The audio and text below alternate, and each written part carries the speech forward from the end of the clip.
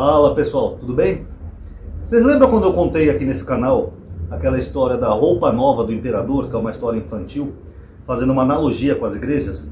Que era uma história que o imperador tinha uma roupa que só os inteligentes podiam ver.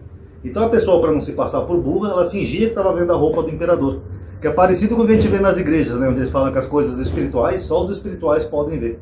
Então algumas pessoas acabam psicologicamente sendo induzidas a acreditar em seres espirituais, só porque no psicológico dela, ela tem medo de não ser espiritual. É a mesma coisa, eu recomendo que você veja aqui no canal, tá bom? Agora, é engraçado como uma história infantil, às vezes pode transmitir um conhecimento pra gente, né? Então eu queria falar aqui nesse vídeo de uma outra história, a história do Dumbo, o elefante voador. Vocês conhecem? É uma história infantil que a Disney dramatizou, inclusive eles fizeram live action também, muito bonitinha a história. E a história é mais ou menos assim. O Dumbo é um elefante que ele nasceu com as orelhas muito grandes, né? Um tipo de deformidade. Então ele é rejeitado, né, quando ele nasce. As outras elefões ficam tudo com raiva, achando que ele é esquisito, que ele é uma aberração. Oh, esse elefante é uma aberração, não sei o que. Até a mãe dele é levada para outro zoológico, porque a mãe dele briga tentando proteger ele, tadinho. Uma história até tem um fundo triste nisso daí. Aí o Dumbo faz amizade lá com um grilinho falante. Aí o grilinho fala para ele: olha, você tem essas orelhas grandes, talvez tenha algum propósito. Talvez você possa voar com essas orelhonas. Aí o Dumbo: não, eu não posso voar, eu sou um elefante. E o grilinho fica ali enchendo o saco dele, tentando convencer ele que ele pode voar, pelo tamanho das orelhas. Aí o grilinho tem uma ideia. Ele pega uma pena, ele fala: olha, tá vendo essa pena? Essa pena é mágica. Essa pena vai fazer você voar. Aí você vai voar, você vai ter uma habilidade, todo mundo vai gostar de você. Aí ele pega a pena, ele coloca assim atrás da orelha, ele tenta voar e ele consegue voar. Aí ele fica encantado, faz um puta sucesso, o circo ganha dinheiro, olha, Dumbo, o elefante voador, não sei o quê. Aí chega em dado momento, no clímax da história, que ele tem que salvar alguém, aí a pena dele cai. Ele fala: nossa, eu não vou conseguir voar, minha pena caiu, minha pena caiu. Aí o grilinho fala a verdade para ele, ele fala: olha, a pena é só uma pena comum, ela não é mágica, é você que pode voar. Eu só te dei a pena para te incentivar, para te dar coragem para você voar. Aí ele consegue voar sem a pena e acaba fazendo lá o salvamento da história. Agora, o que essa história quer transmitir? Essa história quer transmitir que a pena era só um objeto comum, mas que ele usava psicologicamente para dar incentivo e força para ele poder fazer algo que ele já poderia fazer, com ou sem a pena. Ele ia voar de qualquer jeito. E isso, pessoal, eu vejo muito esse tipo de comportamento Dumbo nas igrejas. Que nem, por exemplo, tem algumas pessoas, eu não vou citar nomes aqui, mas tem várias aí na internet, e são pessoas que tiveram problemas com drogas ou vício, e a pessoa procurou a igreja para tentar buscar algum tipo de ajuda.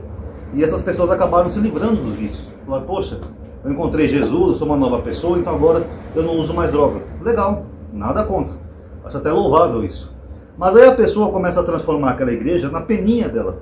A pessoa acha que saiu do vício por causa da igreja, e não pela força de vontade dela. A igreja ajudou? Ajudou, que nem a pena. A igreja deu um apoio psicológico para aquela pessoa. Mas não foi a igreja ou alguma coisa espiritual que tirou aquela pessoa dos vícios. Até porque só o fato daquela pessoa ter buscado uma igreja para procurar ajuda, isso mostra que a pessoa já teve reconhecimento de que tinha um vício e ela foi buscar ajuda. Se ela foi buscar ajuda, isso mostra que interiormente ela já estava tentando se livrar daquele vício. A igreja foi só uma peninha, foi só um fator psicológico. Mas aí a dizer que foi um ser espiritual, ou Jesus, ou Espírito Santo, ou não sei o que livrou a pessoa do vício, isso aí não existe. Até porque se fosse assim, com todo respeito aos cristãos que me acompanham, se fosse assim, então Jesus tinha que ir lá na Cracolândia e tirar o vício de todo mundo. Porque as pessoas ali estão literalmente morrendo, vivendo que nem um zumbi, vegetando no meio da rua. Por que Jesus não ajuda essas pessoas? Lembrando que ali a maioria são pessoas cristãs também. Então Jesus só ajuda uma classe exclusiva de pessoas? Não, pessoal, é porque isso é meramente psicológico. A igreja acaba se tornando a peninha daquela pessoa.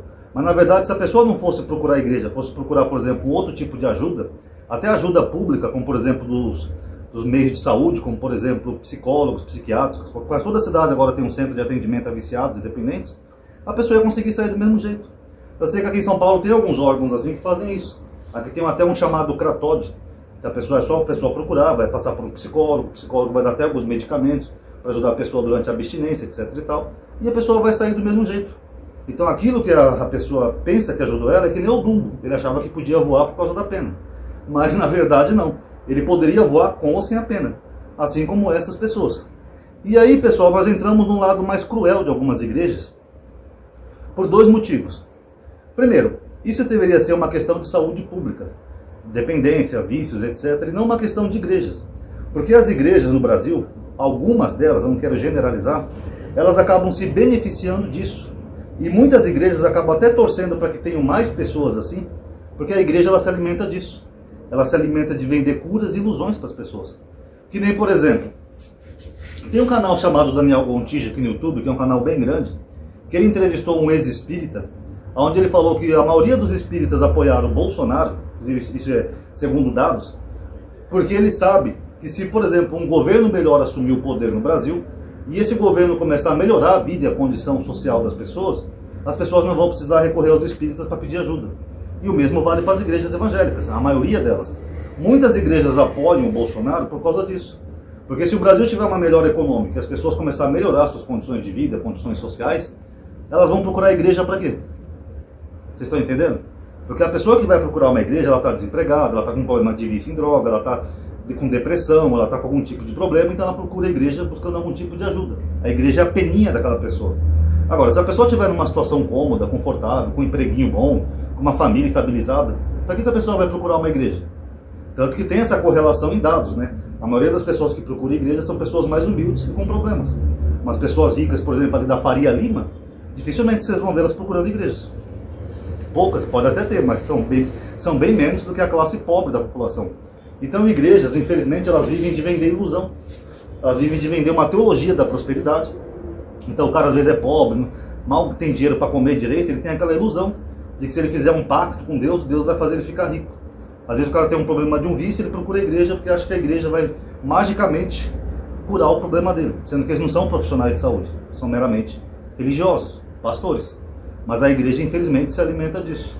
Esse é mais um probleminha, pessoal, que eu acho que deveria ser mudado no Brasil. Eu acho que questão de vícios, a pessoa mesmo frequentando uma igreja, ela tinha que passar por profissionais de saúde. Parece até que já tem uma lei assim que obriga as igrejas a terem sempre um profissional de saúde, mas eu não sei se essa lei é cumprida na prática. Ou se tem uma fiscalização eficiente acerca disso. Mas seria o certo. Porque uma coisa é a pessoa ter uma fé religiosa, nada contra. Cada um acredita no que quiser. Agora, se a pessoa tem um problema que é de saúde, esse problema tinha que ser tratado com profissionais de saúde. Tá bom, pessoal? Então tá aí, só mais uma reflexão aí para todos. Espero que tenham gostado. Quem quiser dar um like no vídeo que ajuda a aumentar o alcance, tá bom? Obrigado aí por ter assistido. Paz a todos.